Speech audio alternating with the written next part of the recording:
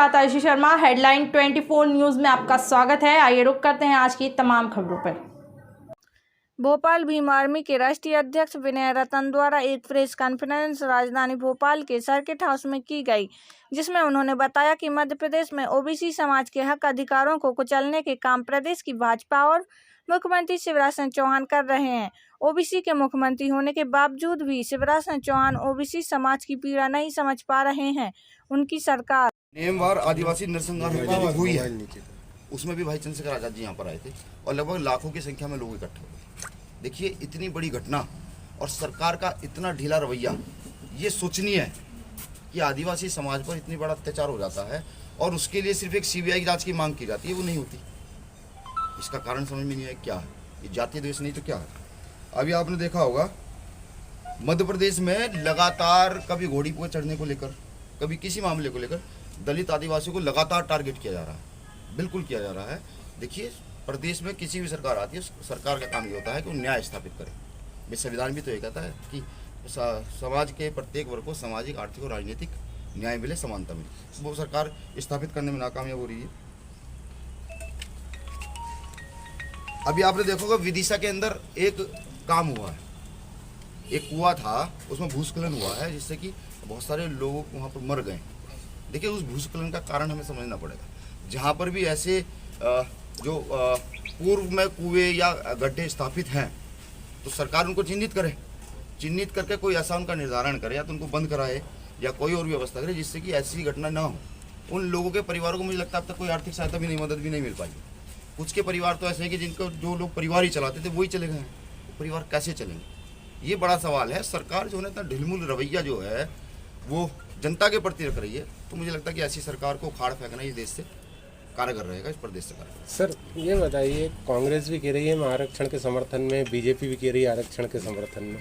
क्या लगता है दोनों पार्टियां जब समर्थन में है तो फिर रुकावट कहाँ, अड़चन कहाँ आ रही है? देखिए, साहब काशीराम साहब कहा करते थे, एक सांप नाक है, एक नाक। ये हरे घास में छुपे हुए सांप और नाक ये नहीं दिखाई देंगे। अगर आप समर्थन में हैं तो ये न्याय स्थापित क्यों नहीं हो पा रहा है? ये जातीय द्वेष, लगातार धर्म का द्वेष क्यों चल रहा है? ये तो पूरे देश में देखे ना आप भाई। इन्होंने देश को प्राइवेटीकरण किया, क्यों किया? कारण क्या है? आप देश की जीडीपी बढ़ाने की ओर ध्यान देना चाहिए था, उधर ही हमारी आर्थिक स्थिति कहाँ जा रही है? इन्होंने हमें सिर्फ धर्म के नाम पर उलझा करके देश के युवा को, पढ़े लिखे युवा को भ्रमित कर दिया है कि ये लोग धर्म के नाम पर उलझे रहे। हम रेलवे बेचें, हम बीएसएनएल बेचें, हम सरकारी संस्थाएं लगातार बेचते चले जाएँ। जब सरकारी संस्थाएं सारी बिक जाएंगी तो जो गरीब है वो कहाँ जाएगा? आज किसानों की स्थिति देखिएगा क्या है। किसान मरने की कगार पर, और अगर किसान मर गया तो मजदूर उससे पहले मर जाता है।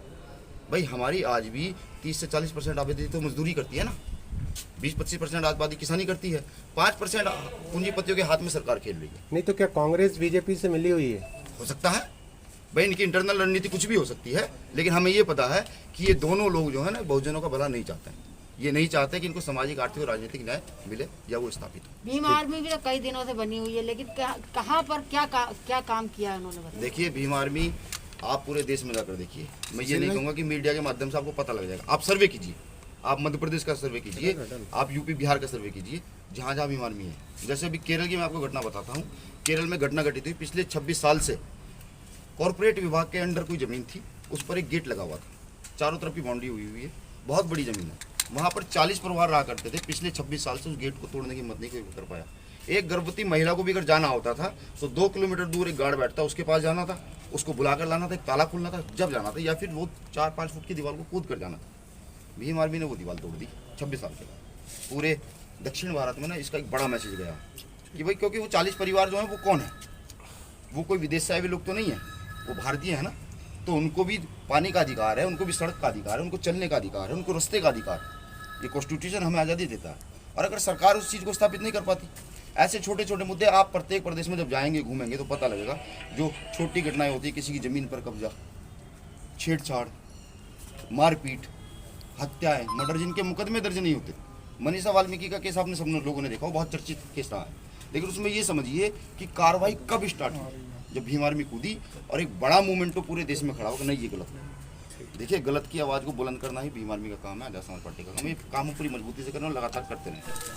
किन मुद्दों को लेकर आप पत्रकार वार्ता करते हैं? मध्य प्रदेश में जिस प्रकार से जातीय दिवस भावना से सरकार काम कर रही है, पहली घटना तो सबसे पहले ये है कि कुछ दिन पहले भीम आर्मी का कार्यालय तोड़ा गया, भीम आर्मी राजस्थान पार्टी। मैं भी वहाँ से होकर आ रहा हूँ। मैंने वहाँ देखा कि आसपास जो और नवनिर्माण है या और जो दुकानें मकान वहाँ पर हैं, कार्यालय हैं, वो जो कि तो सेफ है। वो सिर्फ एक ही कार्यालय क्यों तोड़ा गया? सवाल शिवराज सरकार से ये है। दूसरा ये कि कल जिस प्रकार से एक संवैधानिक आंदोलन को हिंसक बनाया गया, बेटियों पर लाठियाँ चलाई गई, लोगों पर लाठियाँ चलाई गई, वो क्या था? जब बार बार चीख कर चिल्ला कर सब ये कह रहे थे कि हम संवैधानिक दायरे में ये काम करना चाहते हैं। या तो एक प्रतिनिधि मंडल की यहाँ की सरकार प्रशासन जो है वो शिवराज जी से मुलाकात कराता है। भाई ओबीसी महासभा के लोगों ने इस आंदोलन की घोषणा की थी अपने हक अधिकारों के लिए। अब सवाल ये है कि जनता जाए तो जाए कहाँ? वो किससे जाकर के गुहार लगाए, किससे गुहार ना लगाए कि आर्टिकल 19 का बिल्कुल ही निरादर पूरे देश में किया जा रहा है लगातार। अगर इनको देश बेचने से रोकते हैं तो परेशानी है, इनको गलत काम करने से रोकते हैं तो परेशानी है, ये कॉन्स्टिट्यूशन विरोधी जो गतिविधियाँ कर रहे हैं वो परेशानी है। इनको पढ़ना चाहिए, 340 आर्टिकल पढ़ना चाहिए, इनको मंडल कमीशन पढ़ना चाहिए। भाई ओबीसी को भी तो हक अधिकार है दबे कुचले समाज को ऊपर उठने का। अगर ये ऐसा नहीं करना चाहते, यानी कि ये देश विरोधी गतिविधियों में लिप्त रहना चाहते हैं, तो हम इसका पुरजोर विरोध करते हैं, पूरी ताकत से विरोध करते हैं। अब आगे क्या रणनीति रहेगी आपकी? देखिए आगे रणनीति, भीम आर्मी आंदोलन लगातार मजबूत हो रहा है, बहुत तेजी से मजबूत हो रहा है। अब इन सब मुद्दों को लेकर के, क्योंकि साहब काशीराम साहब कहा करते थे कि जब संसद में बैठे लोग आपकी आवाज़ ना सुने तो सड़कों पर आप अपनी आवाज़ इतनी बुलंद कीजिए कि उनके कान बहरे हो जाएं। अब हम इन मुद्दों को लेकर के आम जनता तक जाएंगे, लोगों तक जाएंगे, लोगों को बताएंगे कि ये मामला है और इसके लिए लड़ाई को तेज करना बहुत जरूरी है। अब हमारे पास मात्र एक रास्ता बचता है, संवैधानिक आंदोलन, जिसको हम मध्य प्रदेश से लेकर पूरे देश के अंदर लगातार स्थापित करेंगे। जैसे अभी आपने देखा होगा नीट के एग्जाम को लेकर के ओबीसी का जो एक छोटा सा टुकड़ा ओबीसी को सम्मान कर दिया जाता था, वो खत्म कर दिया गया केंद्र सरकार की ओर से। हमने दिल्ली में भी इसकी पुरजोर आवाज़ उठाई है, ये आवाज़ पूरे देश में जाएगी। ठीक है, शुक्रिया।